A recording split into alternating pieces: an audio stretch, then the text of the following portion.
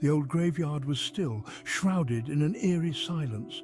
Shadows stretched from the crooked tombstones, creating ghostly figures in the moonlight.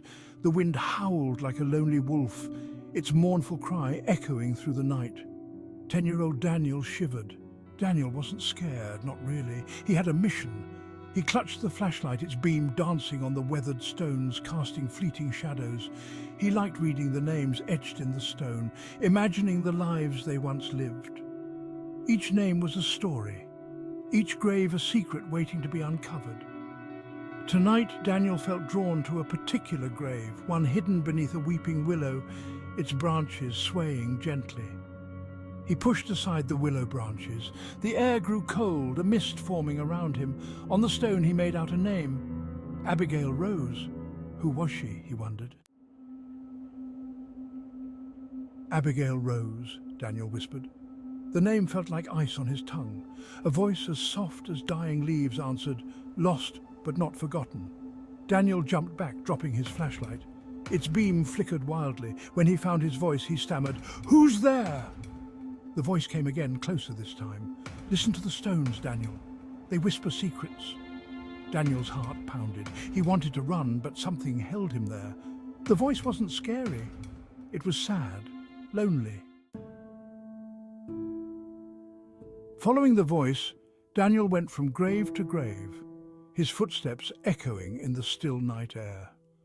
The whispers followed, telling stories of the people buried beneath, their lives etched in the cold stone. He heard of a kind blacksmith, a loving mother, a brave soldier, each with a tale of their own. Each story was tinged with sadness, a longing for things left unsaid, memories fading with time. Finally, the whispers led him back to Abigail's grave, the name barely visible on the weathered stone. "She waits," the voice whispered, fainter now. "Tell her story," it urged, almost pleading. Daniel knelt by the grave, feeling the weight of the stories he had heard. He closed his eyes, picturing Abigail Rose, a young girl with dreams cut short, her life a whisper in the night. Section 4. The Truth Unveiled. He opened his eyes. In the distance, he saw a figure approaching. It was his grandmother, her face etched with worry. "Grandma?" Daniel was confused. Why was she here? His grandmother rushed to him, relief flooding her features. "Daniel, I was worried sick. Why didn't you answer your phone?" She pointed to his pocket. There it was, his phone. He had forgotten all about it. The whispers, the stories, were they real? Section 5. The Ghost's Purpose. Daniel looked back at Abigail's grave, his heart heavy with memories. The wind rustled the willow branches, sounding like whispers, as if the trees themselves were speaking. But there was no voice, no ghostly presence to be seen or heard. He never forgot that night, the stories he thought he'd heard, the chills that ran down his spine. He visited the graveyard often, leaving flowers for Abigail Rose, hoping to find some peace.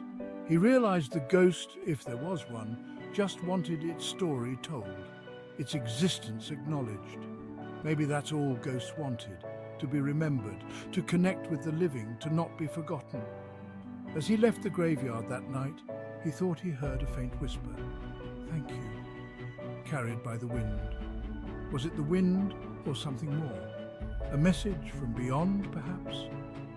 The answer, like the secrets of the graveyard, remained a mystery, shrouded in the fog of the night.